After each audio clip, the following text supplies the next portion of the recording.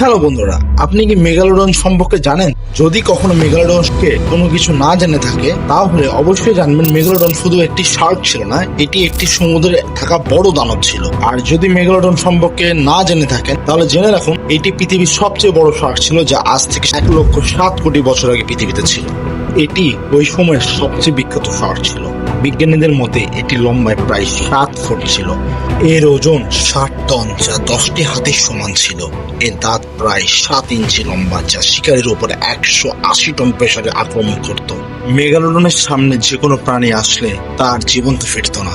এবং শুধু এটা শার্ক ছিল না, এটি সমুদ্রের মরণকূপ ছিল।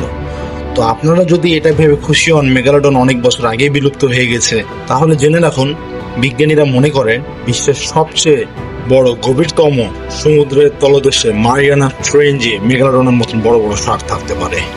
2000 সালে জাপানের বিজ্ঞানীরা মারিয়ানা ট্রেঞ্জে একটা রিসার্চ চালায়, সমুদ্রের গভীরে একটা ক্যামেরা লাগিয়ে দেয় যাতে সমুদ্রের নিচে সমস্ত প্রকার প্রাণীর ছবি ক্যামেরা রেকর্ড করা যায়। এরপর ক্যামেরায় এমন কিছু রেকর্ড হয়ে যায় যা দেখে বিজ্ঞানীদের হুশ উড়ে যায়, কারণ এই ক্যামেরায় রেকর্ডিংয়ে এক বিশাল আকারের শার্ক দেখা যায় যেটি ওখানে থাকা সকল ছোট বড় মাছকে খেয়ে ফেলছিল।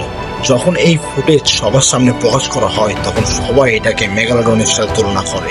যদিও বিজ্ঞানীরা এটিকে গ্রিনল্যান্ড শার্ক হিসেবে মনে করেন এবং মেনে নিতে বাধ্য হন এর আগে কোথাও এত বড় শার্ক দেখা যায়নি।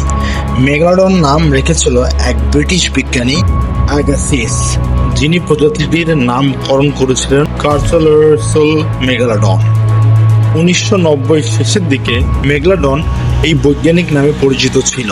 কিছু কিছু বিজ্ঞানীদের ধারণা মেগালোডন ল্যামিনিডি গোত্রের অন্তর্ভুক্ত মনে করতেন।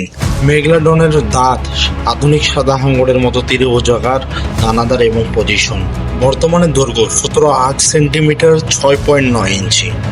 আধুনিক সাদা হাঙ্গরের যা সাধারণত প্রায় 5.4 সেন্টিমিটার, 2.1 ইঞ্চি লম্বা থেকে প্রায় 3 গুণ বেশি হবে। একটি রিপোর্ট থেকে জানা যায় মেগালোডনকে দায়ী করা